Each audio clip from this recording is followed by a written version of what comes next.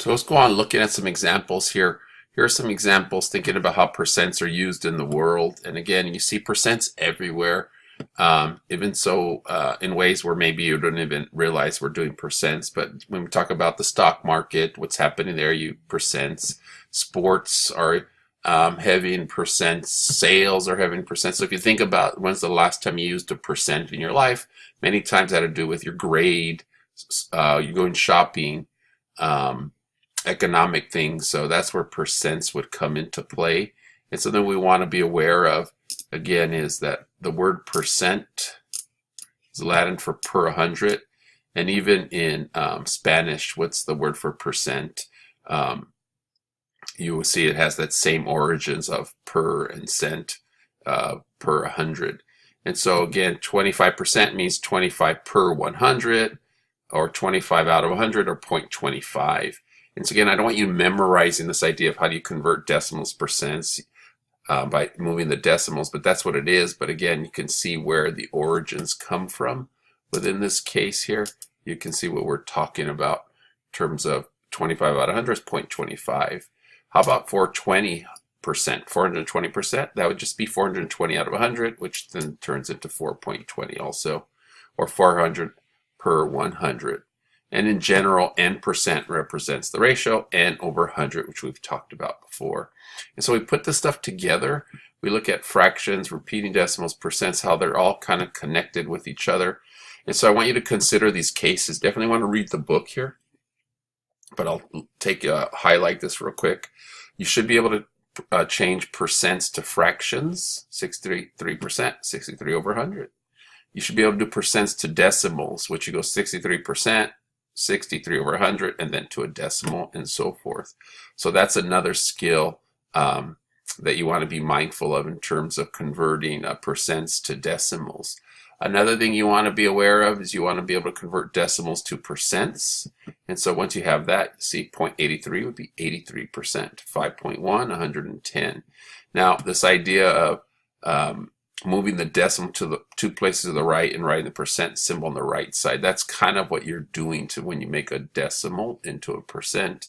And then, of course, you should be able to change a fraction to a percent.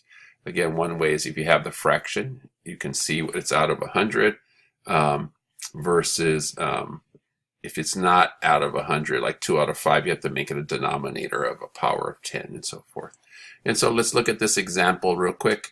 32%. What would we be looking at on 32%? 32%, turn it into a, from there, that means 32 out of 100. Simplest form, 60 out of 50, divide by 2 again, 8 out of 25. And then from that original, that's your 0.32. So you have that there. How about if you have a decimal? So 0.24 is 24 out of 24 hundredths, which is just equal to 24%. That 24 out of 100 would also could be seen as 12 out of 50, or 6 out of 25 if we're looking at simplest form. 450%.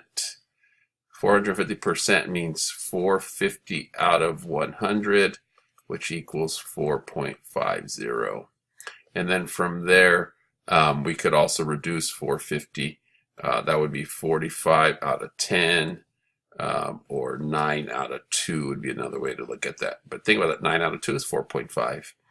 1 out of 16 is a little bit more challenging. Think about what we need to do. I need to somehow get that as a power of 10. And on this case, I'm trying to think about what that is. I think that's going to be what times what? Does it go to 100? No. Does it go into 1,000? I think it does. And again, you might use a calculator here. And so on a calculator here, using a calculator, what we can do is take a look and see, does 16 go into 1,000? How many times? 1,000 divided by 16 equals 62.5. I guess we could do that. So you end up with, in this case, because that doesn't go into 100. So what we're doing is we're going to multiply that by 62.5. You get 1,000 here.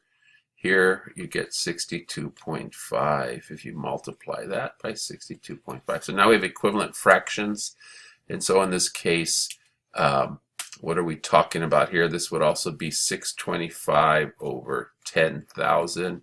And so in this case, we see we get 0.0, how many? 0.0625 would be our decimal. And then in that, you get 6.25%. And so there's the idea of how we convert into decimals and percents.